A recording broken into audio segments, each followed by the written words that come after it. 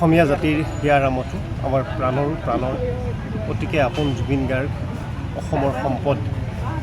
জুবিনদা বিহীন আজি অসমীয়া জাতিৰ 12টা দিন আৰু 12টা দিন অতিক্ৰম কৰি যোৱাৰ পিছতো জুবিন গাৰ্গে আজিৰ তাৰিখলৈকে ন্যায় নাপালে আৰু অসমৰ জাতীয় সম্পদ জুবিন গাৰ্গক লৈ গৈ শ্যামকানু মহন্ত তেখেতৰ মেনেজাৰ সিদ্ধাৰ্থ শৰ্মাকে ধৰি এই জাতীয় শত্ৰুসকলে জুবিন গাৰ্গক নি যি হত্যা কৰিলে এই জঘন্য হত্যাকাণ্ডৰ ন্যায় বিচাৰি আজি আমি ডিমৌবাসী ৰাইজে যি জুবিন গাৰ্গৰ ৰাজহুৱা আদ্য শ্ৰাদ্ধৰ আয়োজন কৰিছোঁ এই ৰাজহুৱা আদ্য শ্ৰাদ্ধৰ স্থলীৰ পৰা আমি গণস্বাক্ষৰ সম্বলিত এখন স্মাৰকপত্ৰ মুখ্যমন্ত্ৰী মহোদয়লৈ প্ৰেৰণ কৰিছোঁ। আমি জুবিন গাৰ্গৰ মৃত্যুৰ লগত জড়িত প্ৰতিজন ব্যক্তিক দুখী ব্যক্তিক কঠোৰৰ পৰা কঠোৰ শাস্তি দিবৰ কাৰণে আমি দাবী জনাইছোঁ। তাৰ লগে লগে জুবিন গাৰ্গৰ প্ৰতি শ্ৰদ্ধা জনাই আজি আমি পুৱাৰ ভাগৰ পৰা শ্ৰদ্ধাঞ্জলি অনুষ্ঠান সৰ্বধৰ্মীয় প্ৰাৰ্থনা আৰু তাৰ লগতে জুবিন গাৰ্গৰ গীত কবিতাৰে তেখেতক স্মৰণ কৰি তেখেতলৈ শ্ৰদ্ধাঞ্জলি জনোৱাৰ ব্যৱস্থা কৰিছোঁ। ডিমৌবাসী ৰাইজৰ উদ্যোগত আমাৰ সকলোৰে হিয়াৰ আমঠু জুবিন গাৰ্গৰ আদ্য শ্ৰাদ্ধভাগী আজি ডিমৌ ৰাজহুৱা খেলপথাৰত ডিমৌবাসী সমূহ ৰাইজ একত্ৰিত হৈ আমি আজি ইয়াতে পালন কৰিছোঁ।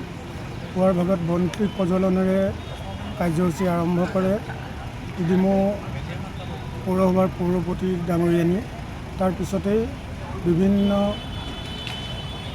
জাতিৰ ধৰ্মাৱলম্বী লোকৰ পাঠেৰে আজিৰ অনুষ্ঠানটো চলি আছে। ইতিমধ্যে হিন্দু ধৰ্মৰ গীতাপাঠ মৰাৰী সমাজেও গীতাপাঠ কৰিলে, লগতে শিখসকলেও তেওঁলোকৰ ৰীতি নীতিৰে ইয়াতে আজি তেওঁক উচ্চাৰণ কৰিলে। এনেধৰণে আজি দিনটোৰ কাৰ্যসূচী চলি আছে আৰু গধূলিলৈ আমি সকলো ইয়াতে একত্ৰিত হ'ম, আকৌ বন্তি প্ৰজ্বলন হ'ব। লগতে জুবিন গাৰ্গৰ গীত ইয়াতে সংগত কৰা হ'ব, তেওঁৰ ওপৰত ৰচিত কবিতা ইয়াতে পাঠ কৰা হ'ব আৰু ভক্তিভাৱেৰে গধূলিটো কটাবৰ বাবে বহুকেইটা দিহানাম দলে ইয়াতে তেওঁলোকে দিহানাম পৰিৱেশন কৰিব আৰু লগতে আজিৰ দিনটোত আমি একে গণস্বাক্ষৰ কাৰ্যসূচী গ্ৰহণ কৰিছোঁ। এই গণস্বাক্ষৰৰ জৰিয়তে এখন স্মাৰকপত্ৰ মুখ্যমন্ত্ৰী ডাঙৰীয়ালৈ প্ৰেৰণ কৰা আমি সংকল্প লৈছোঁ।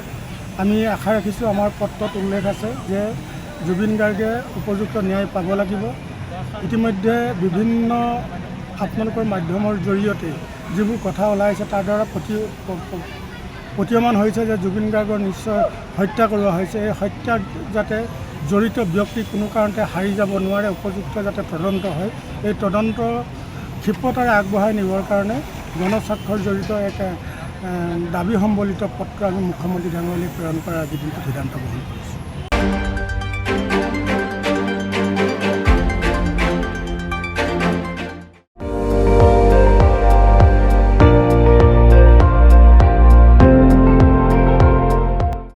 আপুনি চাই আছে ND24, সৰ্বশ্ৰেষ্ঠ নহয় সৰ্বোত্তমৰ দৌৰত।